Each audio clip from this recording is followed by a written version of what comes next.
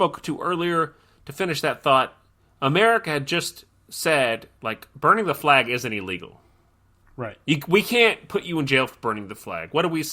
And I believe their reasoning was, what are we saying when we say, oh, if you do this, you're going to jail, right? Because they were saying, well, the state above people, sort of thing. Yeah. The rumor is they were questioning whether or not they should burn a flag on national television. Ooh. So this was a thought that they were legitimately having for Slaughter to burn a flag during WrestleMania. Well, depending on who you talk to. Depending on who you talk to, that was an idea. Everyone at WWE says we would never do that, but they were talking about it. So what they do instead, they burn a Hulk Hogan shirt. And it says Slaughter in the middle of the ring burning it, or... Yeah. Kind of thing? Yeah. Put it on a flag. He has it on a stick. He's waving it back and forth and he burns it. Gotcha. Okay.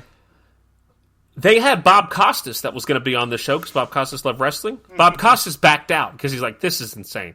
They can't try to play on the sympathies of America by saying this Gulf War is going to be the reason why we buy tickets. Right. The tagline for this is Stars and Stripes Forever. The match of the night goes to Ultimate Warrior versus Macho Man Randy Savage.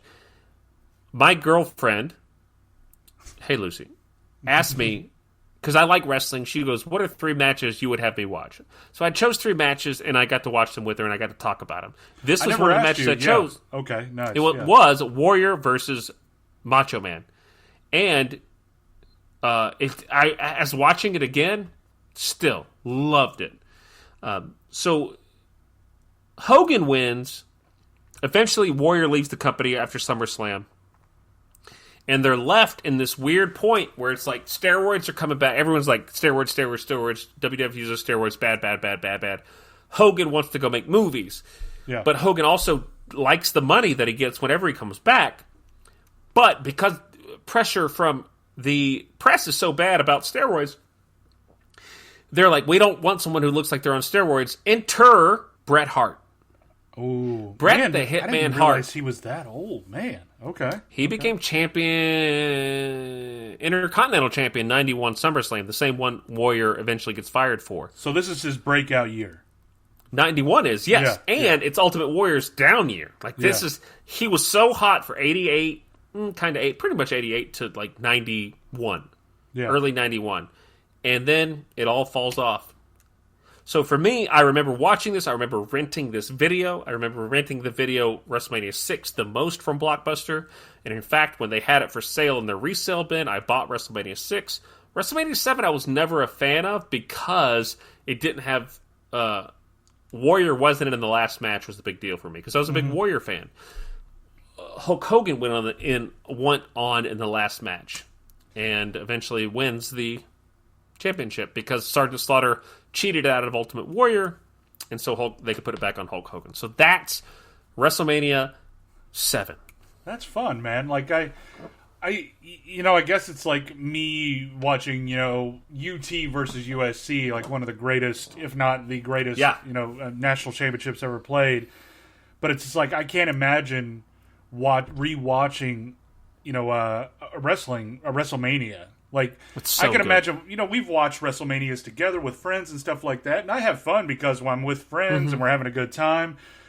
But it's just like, also, like, I know that I would love the stories, maybe not now as much as I would early 90s and stuff like that, especially with, Austin and everybody, too, and who I think I would attach to a lot if I just watched Victoria, Texas. Yeah, if I watched everything that they did. But, yeah, I mean, it almost, like I mentioned at the first, it just scares me to jump into it because I'm like, I'm going to be watching and I'm just like, I don't know where to start, and I just don't ever do it. And that's exactly kind of what I do. I don't know where to start. I kind of try to watch Raw or something like that, and it's like I can't get into it.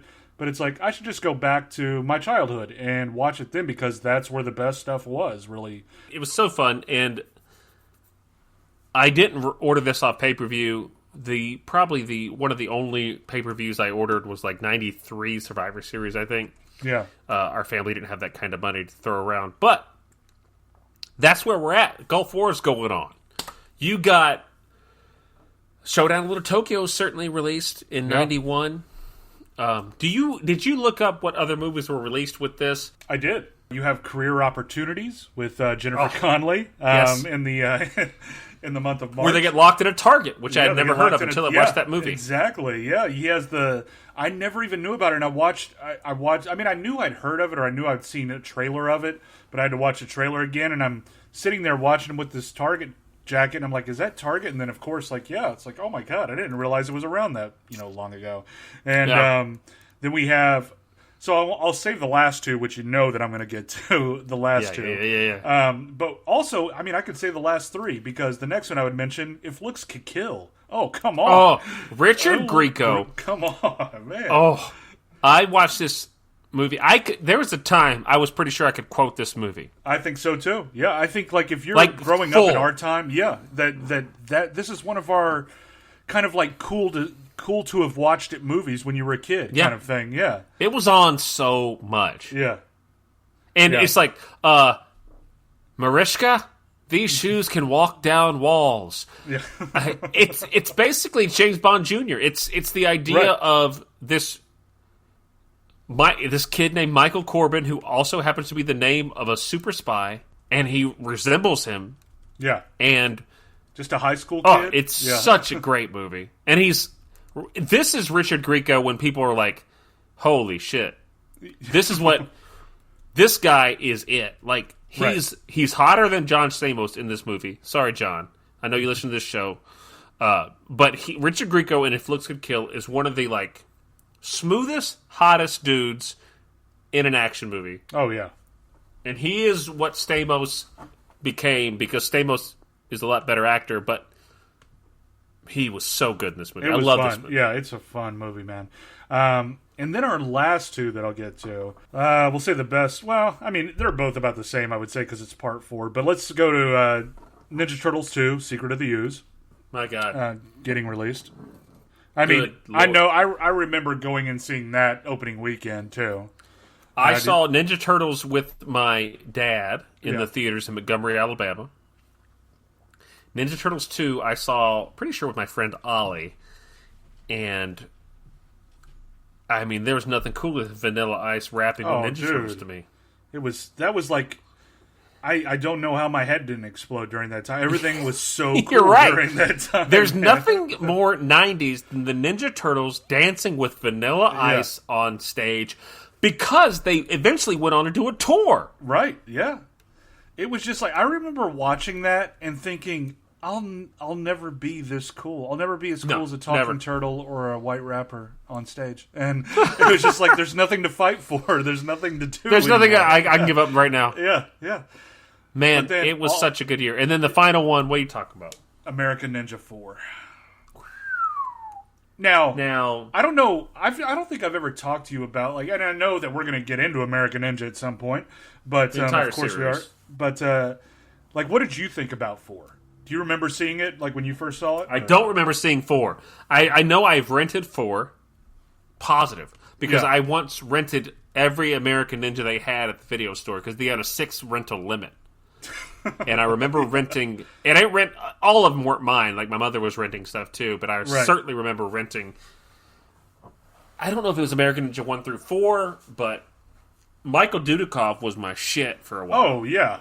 I mean, I think I was the same way. I didn't rent, like, 1 through 4, but I remember renting, like, 3 and 4. I think I was the same thing, kind of like that one night, or one weekend, and it was renting both of those. And I think, like, I haven't seen it in so long, but I think 4 is, like, the Iraqi terrorist or something that they have to fight or something like that. But I think that's what it is. But it's we'll get to that whole series, I'm sure, at some point. But yeah, it's those were like the bigger releases that were coming out that month. I mean, 91 as a whole, though, when you talk about movies, I mean, damn. Yes, it is incredible.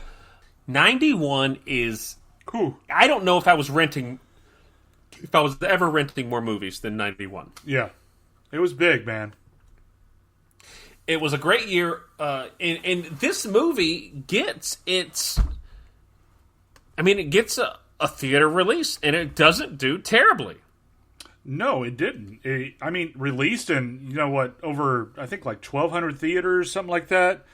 and I mean an opening weekend of close to 4 million. I think close to 4 million, and I mean domestically over 14 million. So they make their nut on it, and it doesn't do too bad. I mean, I think it opened 6, like, as far as total wise for the opening weekend. But and this is coming in with no major stars. I mean, Jeff Speakman, this is his first movie. Think about that shit.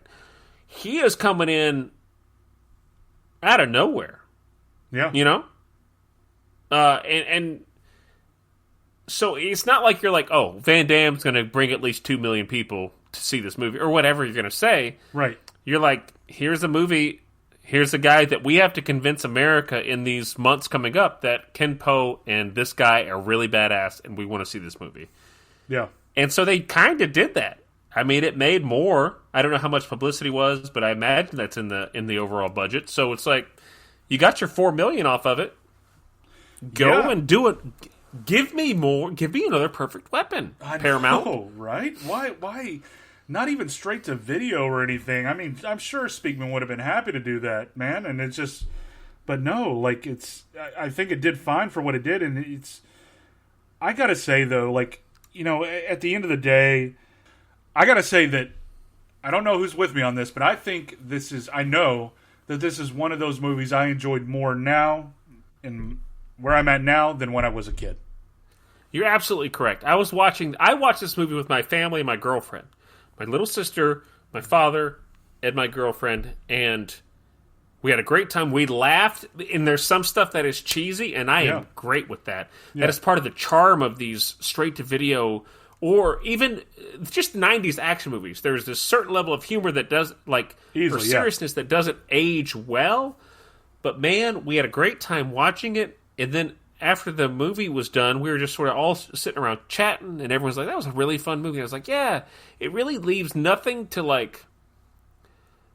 I don't think there's a time in this movie where you're like, man, this is a really boring movie. Right. And the only thing that was said after the movie ended was, did a woman ever talk? And I was like, fair point. Fair point. Yeah. You know what? Fair point. Yeah. and they don't. But yeah, I think this movie aged like a fine wine. If you haven't watched this movie in, like, let's say 10 years, do yourself a favor. Put on a brown suede/leather jacket and a pair of jeans. Yeah, open up a year-old beer and just go to town. And put on your boots. Yeah. And with that image in mind of all of us just suited up like that. Let's talk about this movie, because let's do it. And we have to start with the opening scene. We do. Because as a kid, loved it. Oh, man. You get a backstory of about 2 seconds. He shovels, he tosses the dirt, puts the shovel down, it's like, whew, did my work for the day. He's union, he's going to get paid no matter what. Goes home, does longer Kenpo than he does work. He does. It could have been an intern job that he has there. Who knows what he was doing at that construction Absolutely. site. Yeah, but coming into that opening scene with him and The Power by Snap, I mean, come on, like, just when you think it's going to end, it keeps going. No. And we get the entire Snap song. Yeah. We don't get the lyrics. We don't get all the lyrics. I wish we did. Right. But we get the bass that we want, the part of that song that everybody knows. I got the power! Yeah. And just starting I would sing that to myself as I beat the shit out of my mother's couch. And because you couldn't just, like, play a song from YouTube at that point. No. You had to get a cassette tape of I Got the Power by Snap. Yeah. And I didn't know that music was listed in the credits, so I was like, well, I'll never figure out what that song is. I don't know, but this is one of the things I liked about it. Like, I'm watching this training scene, I'm like, oh, man, I remember this so well. And I'm watching it, and I'm just feeling these vibes. I'm getting all these nostalgic feelings, and I'm like you said, there's so many times I was like, this is great. And then there's like, oh, man, he's... Okay, yeah, this is... And then I get lulled in the sense of like, okay, this is great. And then like there'd be like 10 seconds of awkwardness and be like, okay, it's still go. Okay, it's pretty good. Yeah, it's pretty all right. Jeff, you got it. We get it. You're cool, dude. And then what does he do as soon as he's done with his 10-minute Kenpo demonstration? He makes a phone call. He makes a phone call. Just like he sits down, puts his robe on, and makes a phone call on his couch. He puts his robe on is absolutely correct. He